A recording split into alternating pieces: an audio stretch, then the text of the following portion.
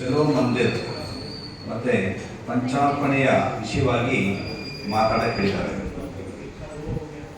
ಚಲೋ ಮಂದಿರ್ ಅಂದರೆ ಇನ್ನೊಂದು ಅರ್ಥ ಇದೆ. ನಮ್ಮ ಉತ್ತರ ಕರ್ನಾಟಕದಲ್ಲಿ ಹೇಳ್ತೀವಿ ಚಲೋ ಮಂದಿರ್ ಅಂದರೆ ಒಳ್ಳೆ ದೇವಸ್ಥಾನ ಅಂತ. ಚಲೋ ಅರ್ಥ ಅಂದರೆ ಅಂತ ಹೇಳ್ತಾರಲ್ಲ, ಸೊ ಒಳ್ಳೆಯದು ಅಂತ, ಆ ರೀತಿಯೂ ಒಳ್ಳೆಯದಾಗುತ್ತೆ. ಮತ್ತು ದೇವಸ್ಥಾನಕ್ಕೆ ಹೋಗೋಣ ಅಂದ್ರೂ ಆಗುತ್ತೆ. ಇನ್ನೊಂದು ಈ ಚಲೋ ಅನ್ನೋದು ಒಂದು ಹಿಂದಿ ಶಬ್ದ, ನಾವು ಯಾವ ರೀತಿ ಬೇಕಾದ್ರೂ ಅರ್ಥ ಮಾಡ್ಕೋಬೋದು. ಚಲೋ ಮಂದಿರ ಅಂದರೆ ಏನಪ್ಪ, ಇದು ಮಂದಿರವನ್ನೇ ಎಲ್ಲ ಕಡೆ ಹೋಗೋಕೆ ಹೇಳ್ತೀಯಾರ ಅಂತ, ಮಂದಿರನ ಹೋಗ್ಬೇಕಂತ. ಚಲೋ ಮಂದಿರ ಅಂದ್ರೆ ಏನು, ಮಂದಿರನ ಹೋಗು ಅಂತ. ಆದರೆ ಒಂದು ಹೇಳ್ತೀನಿ, ಇದು ಕೂಡ ಒಂದು ಸತ್ಯ. ಯಾಕೆ ಅಂದರೆ ಇವತ್ತಿನ ವಿಶೇಷ ಏನಂದರೆ ಆಗಸ್ಟ್ 15 ಸ್ವಾತಂತ್ರ್ಯ ದಿನಾಚರಣೆ. ನಮ್ಮೆಲ್ಲರಿಗೂ ಗೊತ್ತಿದೆ ನಮಗೆ ಸ್ವಾತಂತ್ರ್ಯ ಹೇಗೆ ಬಂತು.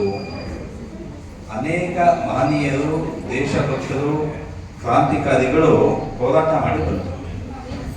ಈ ಗಣಪತಿಯನ್ನ ಮನೆ ಒಳಗಡೆ ಗಣಪತಿ ಇದ್ದದ್ದನ್ನ, ದೇವಸ್ಥಾನದಲ್ಲಿ ಗಣಪತಿ ಇದ್ದದ್ದನ್ನ ಸಮಾಜಮುಖಿಯಾಗಿ ತಗೊಂಡು ಬಂದು ಬಾಲಗಂಗಾಧರ ತಿಲಕರು.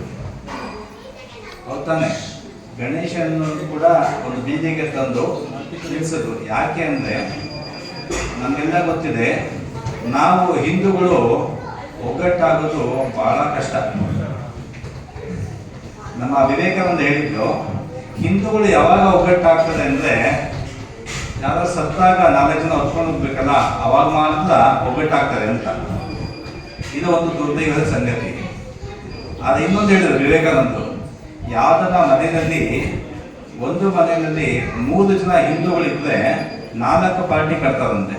ಅಷ್ಟು ಡಿವೈಡ್, ಹರಿದು ಹಂಚೋಗಿರ್ತೀವಿ ನಾವು ಅಂತ. ಆದರೆ ಈ ಚಲೋ ಮಂದಿರ್ ಈ ಒಂದು ಕಾರ್ಯಕ್ರಮದ ಅಡಿ ಇಡೀ ದೇಶವನ್ನ, ಇಡೀ ಭಕ್ತರನ್ನ ಒಂದುಗೂಡಿಸ್ಬೇಕು ಅಂತಕ್ಕಂಥ ಕೆಲಸನ ಮಾಡ್ತಾ ಇದ್ದಾರೆ. ಜೊತೆಗೆ ಇವರು ಅದೊಂದು ತತ್ವವನ್ನು ಇಟ್ಟಿದ್ದಾರೆ. ಬರೀ ಚಲೋ ಮಂದಿರ್ ಅಂತ ಹೇಳಿ ಒಂದು ಸಾಮಾಜಿಕ ಹೋರಾಟನಷ್ಟೇ ಹೇಳಿಲ್ಲ, ಪಂಚಾರ್ಪಣೆ ಅಂತೇಳಿ ಒಂದು ಇಟ್ಟಿದ್ದಾರೆ. ಏನು ಪಂಚಾರ್ಪಣೆ ಅಂದರೆ, ನಮ್ಮ ಪಂಚೇಂದ್ರಿಯಗಳು ಕೇಳಿದೀವ.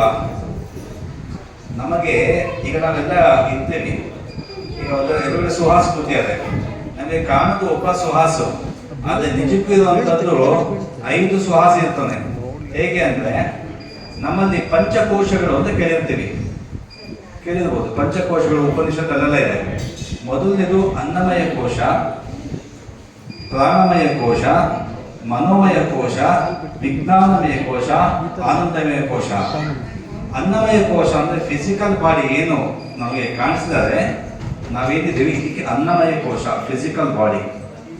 ಎರಡನೇದು ಪ್ರಾಣಮಯ ಕೋಶ, ಅಲ್ಲಿ ಪ್ರಾಣ ಇದ್ದರೆ ಆ ವ್ಯಕ್ತಿಗೆ ಬೆಲೆ, ಆ ದೇಹಕ್ಕೆ ಯಾವಾಗ ಬೆಲೆ ಅಂದರೆ ಅಲ್ಲಿ ಪ್ರಾಣಶಕ್ತಿ ಇದ್ದರೆ ಮಾತ್ರ.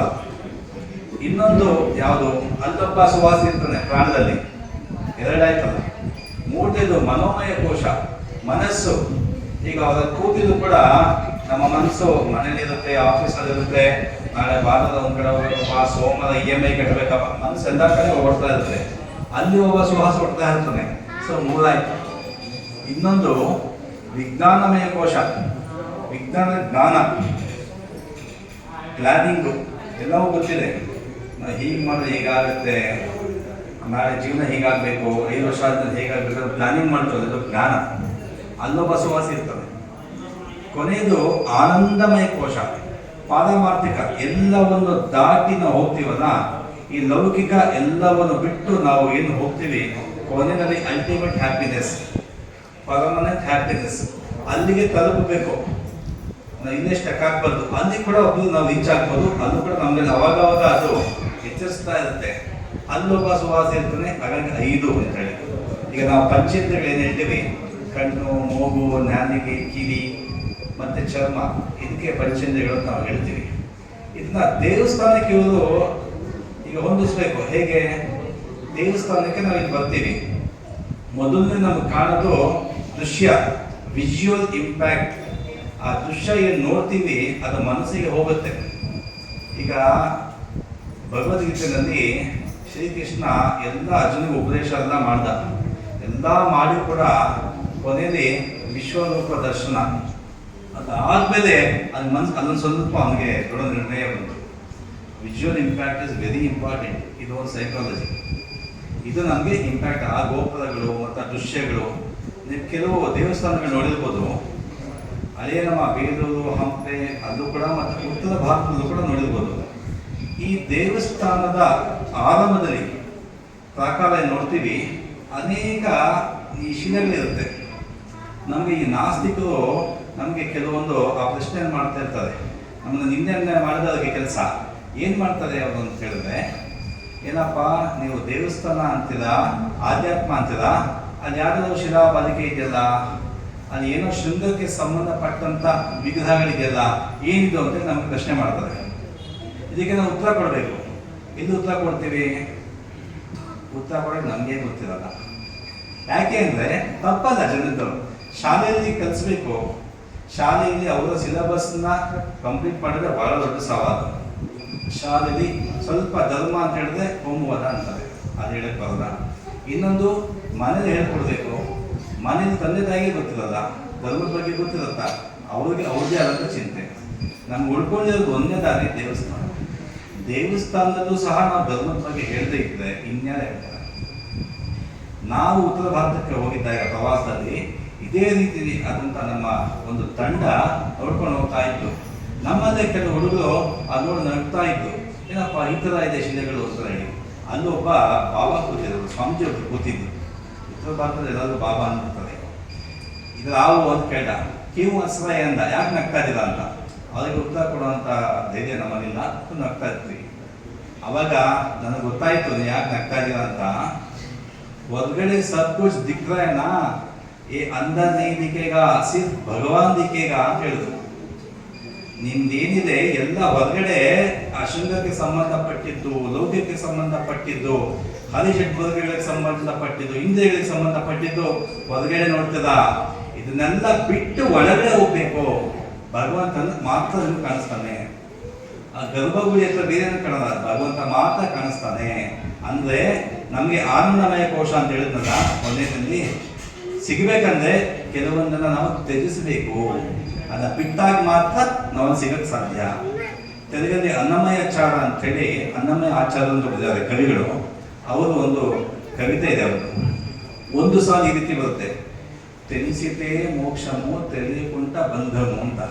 ನಿಂಗೆ ಸತ್ಯ ಗೊತ್ತಾಯ್ತಾ, ಅಲ್ಲಿ ಮೋಕ್ಷ. ಗೊತ್ತಿಲ್ವಾ, ಮತ್ತೆ ಬಂಧನ, ಮತ್ತೆ ಸಂಸಾರದ ಬೇಕ್ಯ. ಹಾಗಾಗಿ ಆ ಜ್ಞಾನವನ್ನು ಪಡ್ಕೊಳ್ಳೋದಕ್ಕೆ ಇವೆಲ್ಲವೂ ಇರುವಂಥದ್ದು. ನಾವು ಏಕಾದಶಿ ವ್ರತವನ್ನು ಆಚರಣೆ ಮಾಡ್ತೀವಿ. ಏಕಾದಶಿಗೆ ಏನು ಮಾಡ್ತೀವಿ, ಉಪವಾಸ ಮಾಡ್ತೀವಿ. ಕೆಲವರು ಒಂದೊತ್ತು ತಿಂತೀವಿ, ಕೆಲವರು ಏನು ತಿನ್ನಲ್ಲಪ್ಪ, ನಾವು ಹಾಲು ಕುಡಿತೀವಿ, ರಾತ್ರಿ ಹಣ್ಣು ತಿಂತೀವಿ. ಈ ರೀತಿಯಾದಂಥದ್ದು ನಮಗೆ ಒಂದು ಅಭ್ಯಾಸ. ಆದರೆ ನಿಜವಾದ ಏಕಾದಶಿ ಅಂದರೆ ಏನು? 11 ರೀತಿಯ ಇಂದ್ರಿಯಗಳನ್ನ ನಾವು ಜಯಿಸಬೇಕು, ಅವತ್ತು ನಿಗ್ರಹಿಸಬೇಕು ಅಂತ. ಹರಿಷಡ್ವರ್ಗಗಳು 6 ಇಂದ್ರಿಯಗಳು ಮತ್ತು ಪಂಚೇಂದ್ರಿಯಗಳು 6 + 5 ಎಷ್ಟು 11 ರೀತಿಯ ಇಂದ್ರಿಯಗಳನ್ನ ನಾವು ನಿಗ್ರಹಿಸಬೇಕು.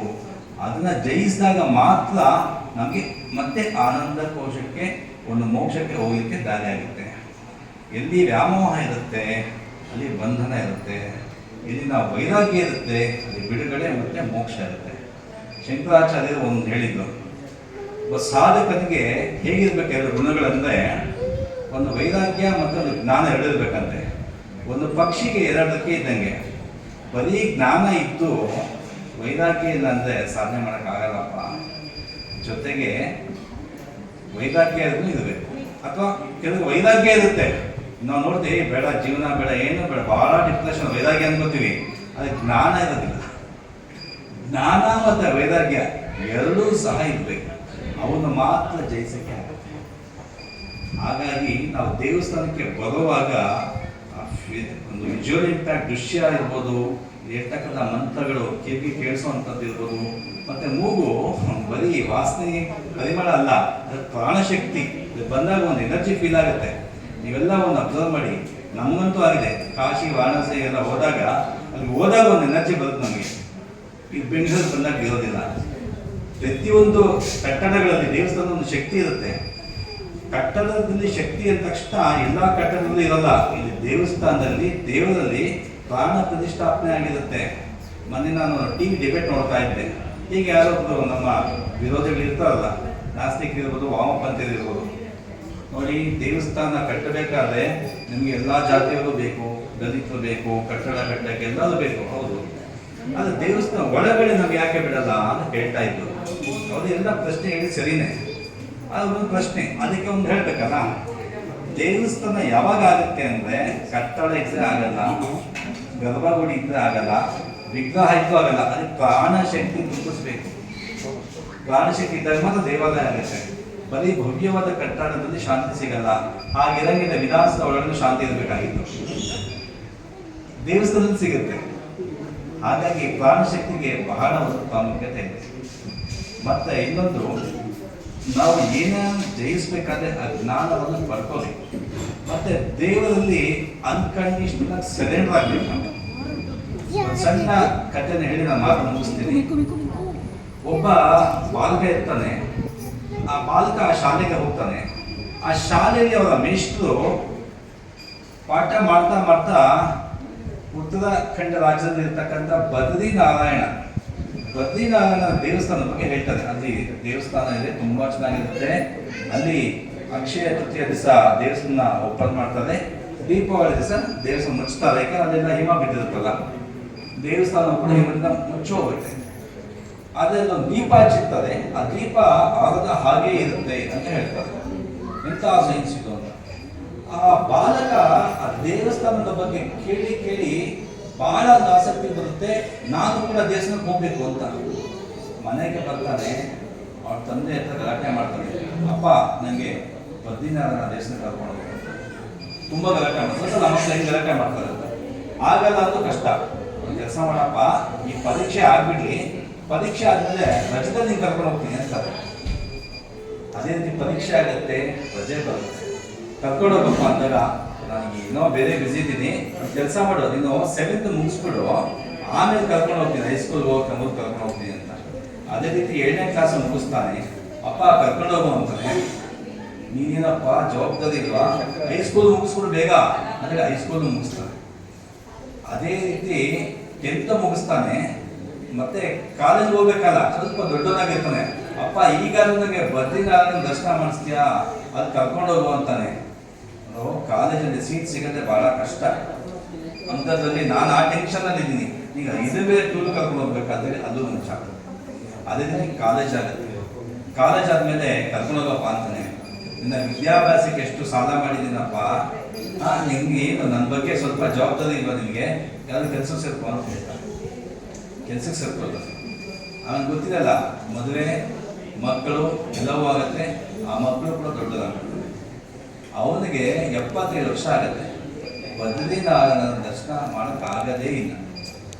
ಕೊನೆಯಲ್ಲಿ ಒಂದು ದಿವಸ ಅವ್ನಿಗೆ ಗೊತ್ತಾಗತ್ತೆ, ಇವು ಯಾರು ನಂಬ್ಕೊಂಡು ಕೂಡ ನನಗೆ ನಾರಾಯಣ ದರ್ಶನ ಆಗಲ್ಲ ಅಂತೇಳಿ ಮನೇಲಿ ಒಂದು ಪತ್ರ ಬರೆದಿಟ್ಟು, ನನ್ನ ಹುಡುಕ್ಬೇಡಿ, ನಾನು ಹೋಗ್ತಾ ಇದ್ದೀನಿ ಅಂತೇಳಿ ಪತ್ರ ಬರೆದಿಟ್ಟು ಅವನೇ ಒಂದಷ್ಟು ಹಣ ಸೇವಿಂಗ್ ಮಾಡಿರ್ತಾನೆ. ಅದನ್ನು ತೊಗೊಂಡು ಹೋಗ್ತಾನೆ. ಡೆಲ್ಲಿಗೆ ಹೋಗ್ತಾನೆ. ಡೆಲ್ಲಿಯಿಂದ ಹರಿದ್ವಾರ್ಗೆ ಹೋಗ್ತಾನೆ. ಹರಿದ್ವಾರಿಂದ ಒಂದು ಋಷಿಕೇಶ್ ಮೂಲಕ ಬದ್ರಿನಾರಾಯಣ ಅಂತ ಹೋಗ್ತಾನೆ. ಏನಾಗುತ್ತೆ, ಅಲ್ಲಿ ಹೋಗೋದು ಸ್ವಲ್ಪ ತಡ ಆಗುತ್ತೆ.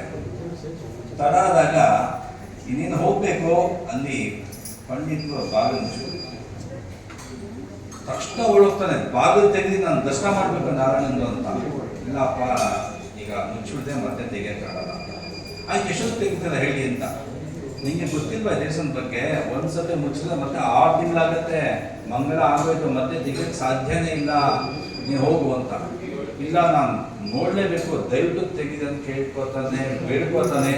ಸಾಧ್ಯನೇ ಇಲ್ಲ, ನಾವು ಈ ಪದ್ಧತಿನ ಮುರಿಯೋಕ್ಕಾಗಲ್ಲ ಅಂದ್ಬಿಟ್ಟು ಅವರು ಬೇಗ ಹೊರಟೋಗಿದ್ರೆ ಹಿಮಾಲಯ ಬಿದ್ದೋಗುತ್ತೆ ಅಂದ್ಬಿಟ್ಟು ಅವರು ಹೋಗ್ಬಿಡ್ತಾರೆ.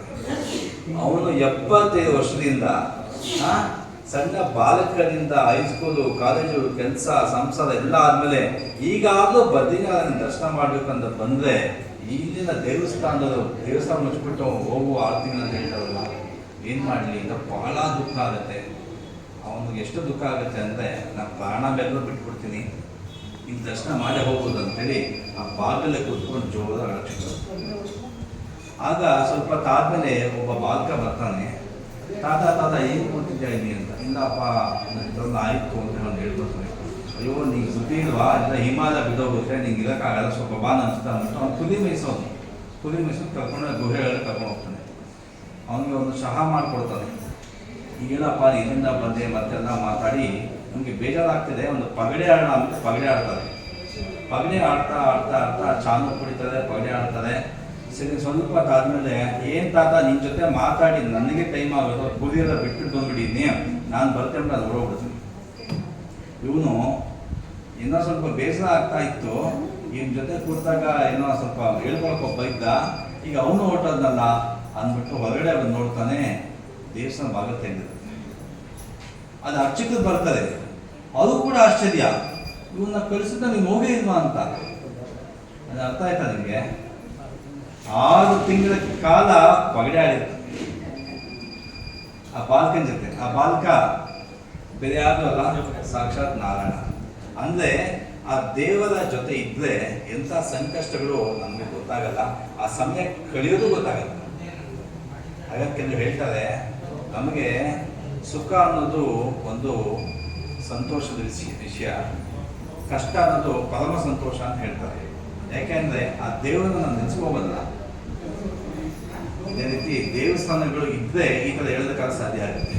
ಇದು ಇಲ್ಲ ಅಂದರೆ ಹೇಳಿದಲ್ಲ, ಶಾಲೆಗೆ ಹೇಳೋಕ್ಕಾಗಲ್ಲ. ಇಲ್ಲಿ ಮೊನ್ನೆ ಒಂದು ವಾರದ ಕೆಳಗಡೆ ಇದೇ ಅಶೋಕ್ ನಗರ ಗೌರ್ಮೆಂಟ್ ಶಾಲೆಯಲ್ಲಿ ಒಂದು ಕೇಸ್ ಆಯಿತು. ನಮ್ಮ ಗಂಗಾಧರ ಶಾಸ್ತ್ರಿಗಳು ಅಂತೇಳಿ ಪಂಡಿತರು ಗೊತ್ತಿರ್ಬೋದು, ಅವರ ಮೊಮ್ಮಗನ ಶಾಲೆ ಕಳಿಸಿದ್ದಾರೆ. ಅವನು 2 ಇಂಚು ಶಿಗ್ಗೆ ಬಿಟ್ಟಿದ್ದಾನೆ, ಅದಕ್ಕೆ ನನ್ನ ಸ್ಕೂಲ್ನ ಹೊರಗಡೆ ಹಾಕ್ತೀವಿ ಅಂದ್ಬಿಟ್ಟು ಮೇಷ್ಟು ಬೆದರಿಸಿದ್ದಾರೆ. ನಮ್ಮ ಭಾರತದಲ್ಲಿ ಕರ್ನಾಟಕ ಬಸವನಗುಡಿ ತ್ಯಾಗರಾಜನಗರದಲ್ಲಿ ಈ ಸ್ಥಿತಿ ಇದೆ. ಇನ್ನು ಈ ರೀತಿ ನಾವು ಹೇಳೋಕ್ಕೆ ಅವಕಾಶ ಕೊಡ್ತದ? ಆಮೇಲೆ ನಾವು ಹೋಗಿ ಗಲಾಟೆ ಮಾಡಿ ಬಂದು ಇವನ್ನ ಸೇರಿಸ್ಕೊಂಡು ಇನ್ನು ಎಲ್ಲಿ ಹೇಳಕ್ಕೆ ಸಾಧ್ಯ ಆಗುತ್ತೆ? ನಮ್ಗೆ ಅದೃಷ್ಟ ಭಾಳ ಸಂತೋಷ ಅಂದರೆ ಈ ದೇವಸ್ಥಾನದಲ್ಲಿ ಈ ಒಂದು ಧರ್ಮ ಕಾರ್ಯಕ್ಕೆ ಅವಕಾಶ ಕೊಟ್ಟಲ್ಲ, ಇದು ಬಹಳ ಸಂತೋಷ.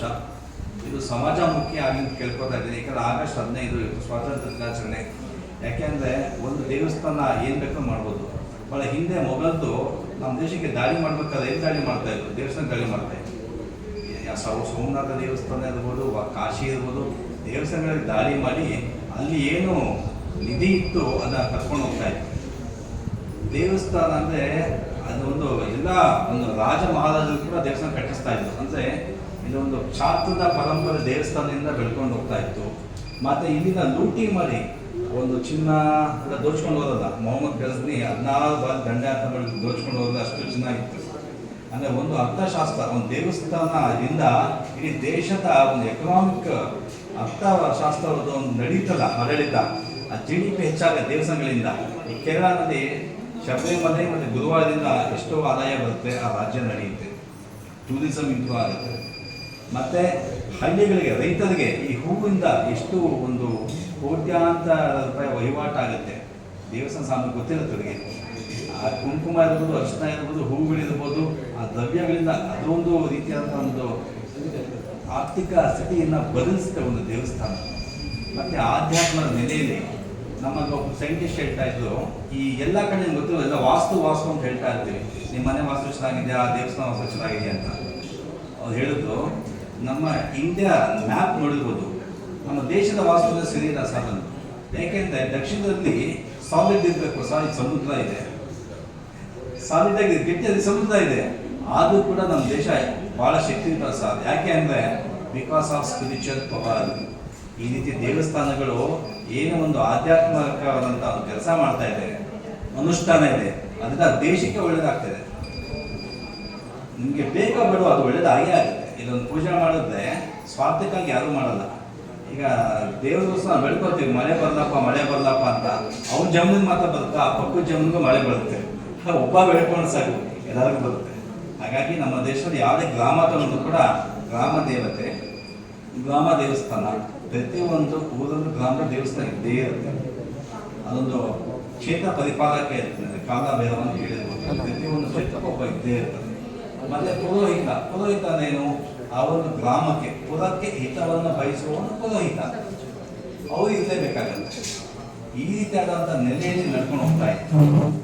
ಒಂದು ಶಾಸ್ತ್ರ ಆಯಿತು, ಇನ್ನೊಂದು ಅರ್ಥಶಾಸ್ತ್ರ ಆಯಿತು, ಇನ್ನೊಂದು ಆಧ್ಯಾತ್ಮ ಆಯಿತು, ಮತ್ತೆ ಇನ್ನೊಂದು ಇಲ್ಲಿ ಒಂದು ಸಂಗೀತವನ್ನು ಕೇಳ್ತೀವಿ, ಒಂದು ನೃತ್ಯವನ್ನು ನೋಡ್ತೀವಿ, ಎಲ್ಲ ಕೆತ್ತನೆಗಳು ಎಷ್ಟು ಒಂದು ಶಿಲ್ಪಕಲೆ ಶಾಸ್ತ್ರವನ್ನು ನೋಡ್ತೀವಿ, ಒಂದು ದೇವಸ್ಥಾನ ಎಷ್ಟು ನಮ್ಗೆ ಹೇಳ್ಕೊಡ್ತಾರೆ ಅಂತ ಹೇಳಿ ಅದನ್ನು ನಾವು ಕಲಿತೀವಿ.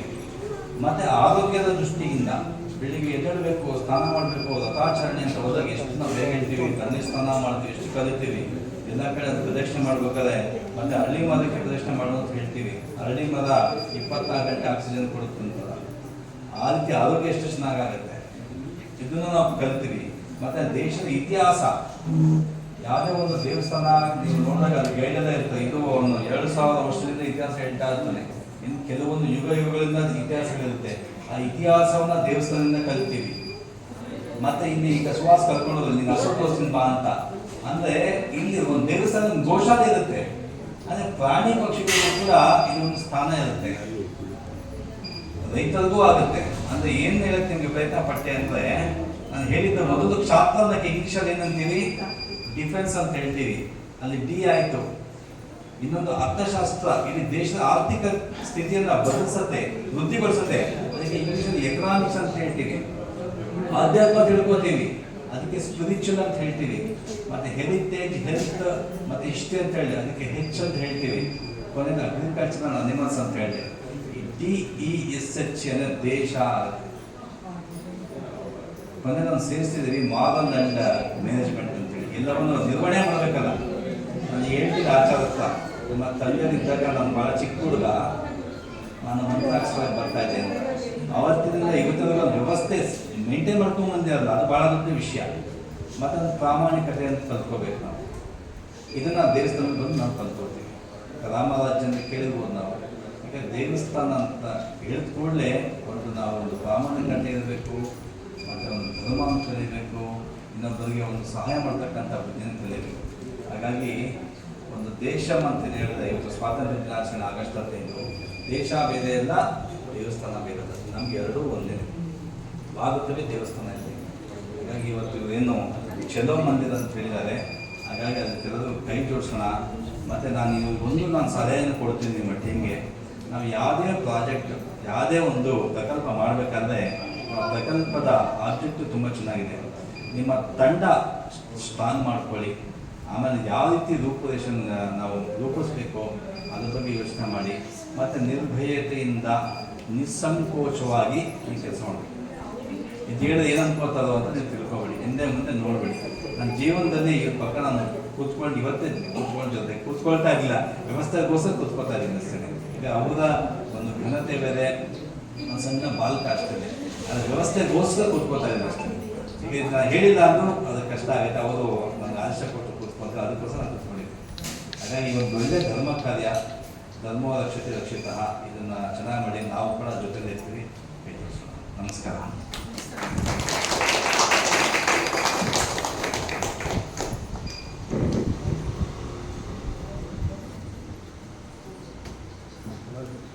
ಕೊಡು